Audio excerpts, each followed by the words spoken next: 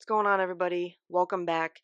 This is MP with MP Talk Sports, and this is the NFL Week 13 Thanksgiving Day recap. So, yesterday on Thanksgiving, I had 4 picks, and I went 2 for 2. So, not great, not terrible, but let's get into it. So, the first game was the Chicago Bears versus the Detroit Lions. My picks, I had 2 picks in this game. It was Detroit minus 9.5 and the over at 48.5 points. The final score was Chicago 20 and Detroit 23, making the total score 43 points. Uh, in the first half, Chicago didn't do very well. I mean, it was 0-16 Detroit going into halftime. But in the second half, they did do a lot better. Um, so with 5 minutes and 36 seconds left in the game, the score was 20-23 Detroit.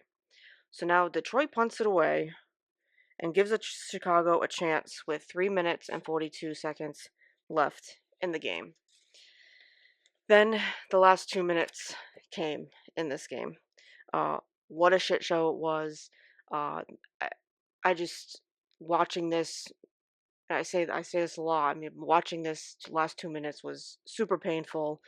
Um, so it's 4th and 4, right? And with 1 minute and 4 seconds left, and the Bears have 2 timeouts. They're able to convert, and they're able to get out of bounds and stop the clock. And then the Bears get an offensive pass interference on Komet. So now it makes it 4th and 14 with 56 seconds left.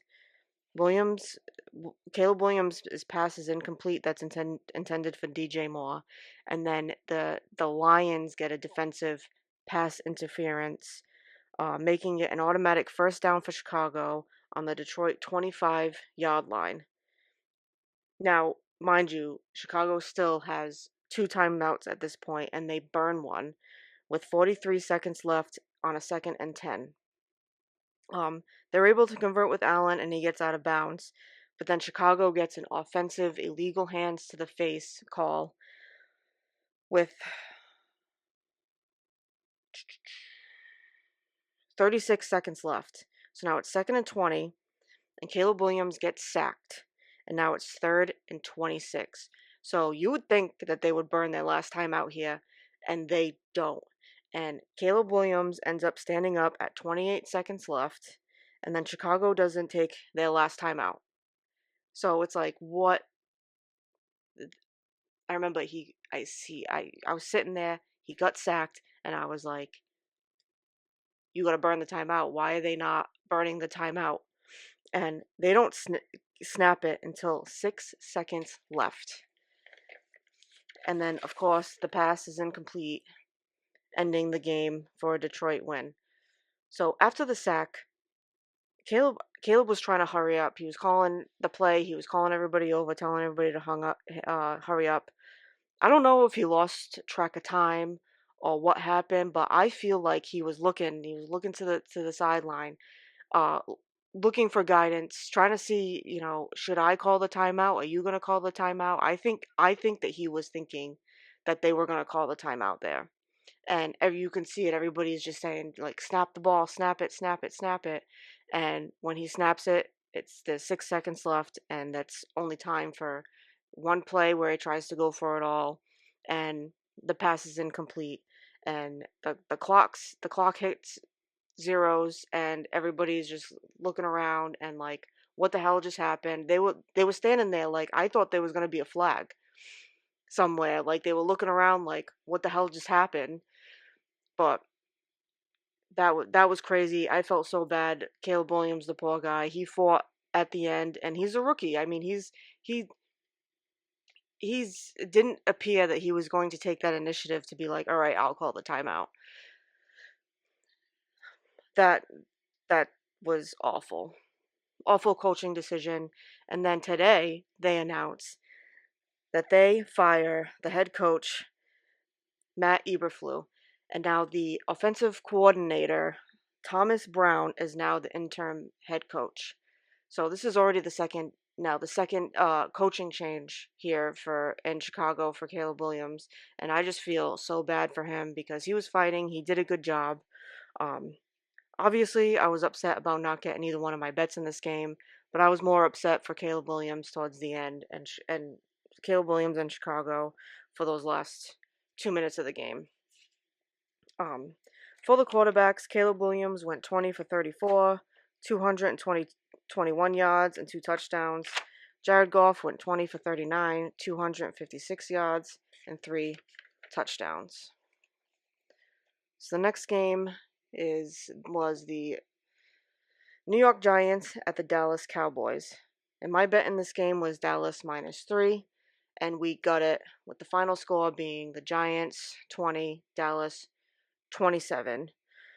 New York ended up starting Drew Lock, and he almost scored the first touchdown on that 29-yard scramble, but the call was reversed. He was marked at the 1, and then Tyrone Tracy was able to run it in for the touchdown.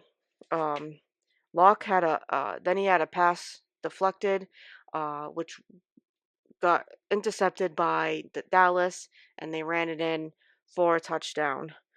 So the score going into halftime was 10-13 Dallas.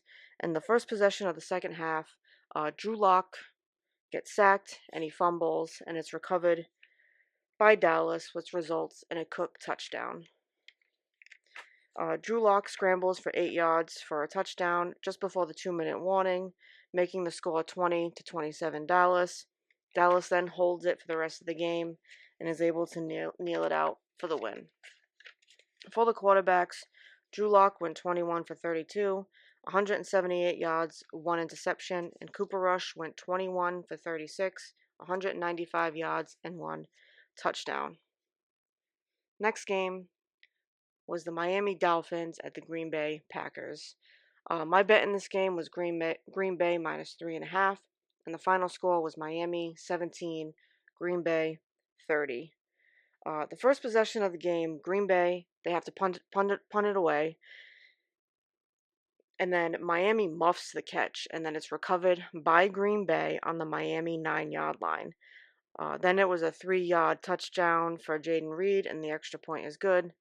Miami punts it away again, and Josh Jacobs gets a 1-yard touchdown. Miami gets on the board in the second quarter with a made field goal, making the score 3-14 Green Bay. And the score was 3-24 Green Bay going into halftime. Achane then scored a 14-yard touchdown in the third quarter, and the 2-point conversion was successful, making the score 11-27 Green Bay. Green Bay then punts it away. Miami turns it over on downs. It's 4th and goal, and at the 4th and goal at the 1-yard line, and Tua gets sacked. So they turn it over on downs, and then Green Bay then gets a field goal. Tyreek Hill gets a 12-yard touchdown with 3 minutes left, and the 2-point conversion fails. Then Green Bay punts it away at the 2-minute warning, and Miami was unable to put up any points after that, and ending the game, giving Green Bay the victory.